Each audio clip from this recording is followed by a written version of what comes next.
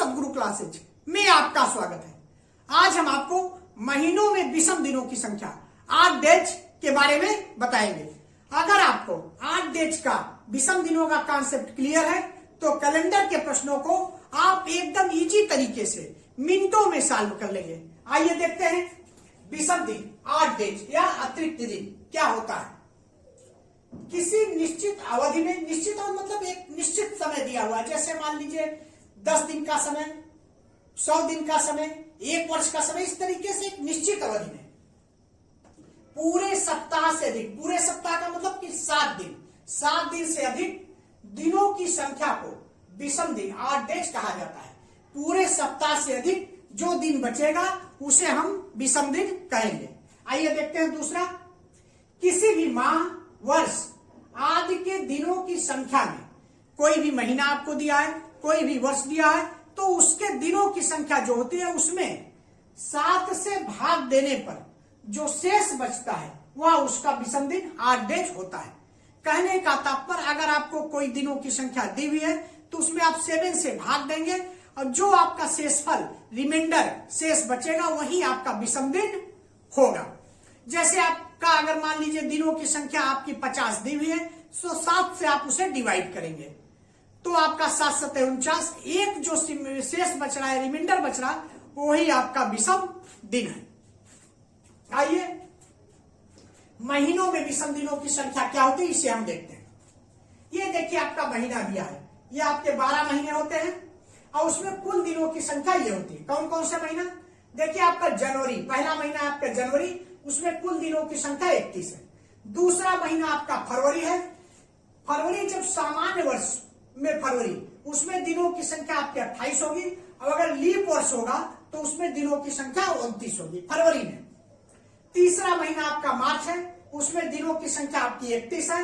चौथा महीना आपका अप्रैल है, उसमें दिनों की संख्या 30 है। पांचवा महीना आपका मई है, उसमें दिनों की संख्या 31। छठा महीना जून है, उसमें दिनों की संख्या आपकी 30। सातवां महीना आपका जुलाई है, उसमें दिनों की संख्या 31। आठवां महीना आपका अगस्त है, उसमें दिनों की संख्या 31। नौवां महीना आपका सितंबर है, उसमें दिनों की संख्या 30। 10वां महीना आपका अक्टूबर है, उसमें दिनों की संख्या 31। 11वां महीना आपका नवंबर है, उसमें दिनों की संख्या 30। 12वां महीना आपका दिसंबर है, उसमें दिनों की संख्या 31। इस तरीके से ये आपके महीने दिए हुए और इसमें दिनों की संख्या दी हुई। ये दिनों की संख्या आपको ध्यान रहना चाहिए। इसको याद करने का एक तरीका है, आप मुट्ठी बांध लीजिए, जो ऊपर पड़ेगा उसमें दिनों की संख्या 31 होगी और जो अंदर पड़ेगा उसमें दिनों की संख्या 30 होगी, केवल फरवरी को छोड़कर। देखिए जनवरी ऊपर पड़ा, दिनों की संख्या 31। फरवरी जो है अंदर है, इसे आप छोड़ दीजिए। मार्च ऊपर पड़ा 31, इसमें दिनों की संख्या 31। अप्रैल अंदर पड़ा, दिनों की संख्या 30। मई ऊपर पड़ा, दिनों की संख्या 31। जून अंदर पड़ा, दिनों की संख्या 30। जुलाई ऊपर पड़ा, दिनों की संख्या 31। फिर अगस्त, यहां आ जाइए शुरू से, अगस्त 31 ऊपर पड़ा, दिनों की संख्या 31। सितंबर अंदर पड़ा, दिनों की संख्या 30। अक्टूबर ऊपर पड़ा, दिनों की संख्या 31। नवंबर अंदर पड़ा, दिनों की संख्या 30। दिसंबर ऊपर पड़ा, दिनों की संख्या 31। इस तरीके से जो ऊपर पड़ेगा उसमें दिनों की संख्या 31 और जो अंदर पड़ेगा उसमें दिनों की संख्या 30। तो ये मुट्ठी बंद करके आप ये दिनों की संख्या को काउंट कर सकते हैं, अच्छे तरीके से आप पता कर सकते हैं। इसके अलावा आपका एक कोटेशन भी है, अगर आप इस कोटेशन को याद रखेंगे तो भी आपको दिनों की संख्या, किस महीने में दिनों की संख्या कितनी है आपका भूलेगा नहीं। देखिए जून नवंबर जानिए, अप्रैल सितंबर 30, फरवरी 28 दिन की, बाकी सब 31। जून नवंबर जानिए, अप्रैल सितंबर 30। कहने का मतलब कि जून नवंबर जानिए, अप्रैल सितंबर 30, ये जो 4 महीना है जून नवंबर अप्रैल और सितंबर, ये 30 दिन का है, इसमें दिनों की संख्या 30 होती है। फरवरी 28 दिन की, फरवरी में दिनों की संख्या 28 या 29 होगी, बाकी सब 31। उसके अलावा उन 5 महीनों के अलावा जो 7 महीने अतिरिक्त बच रहे हैं उसमें दिनों की संख्या क्या होगी, बाकी सब 31। इस तरीके से आप इसे अगर याद रखेंगे तो भी आपके दिनों की संख्या, महीने में दिनों की संख्या कितनी होती है आपका भूलेगा नहीं। अब ये आपके दिनों की संख्या होगी।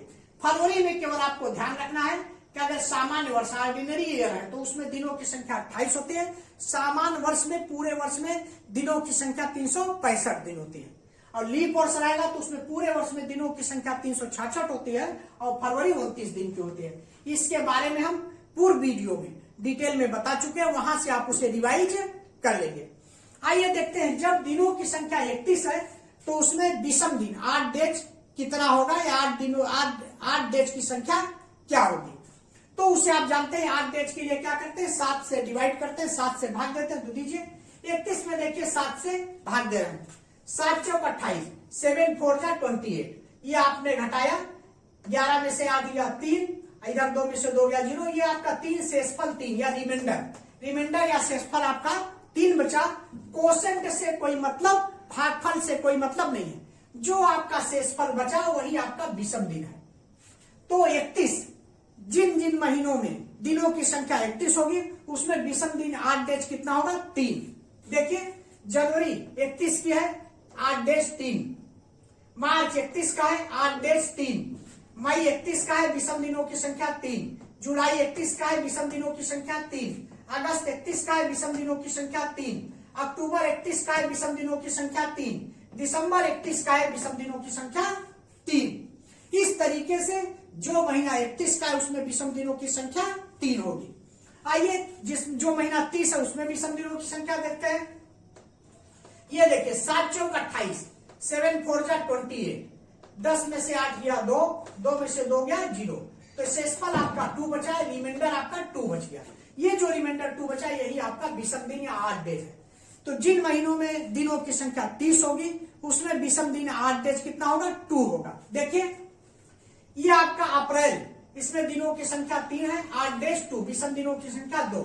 जून दिनों की संख्या 30 है, 8 डेज, विषम दिनों की संख्या 2। सितंबर दिनों की संख्या 30 है, 8 डेज, विषम दिनों की संख्या 2। नवंबर दिनों की संख्या 30 है और विषम दिनों की संख्या 2।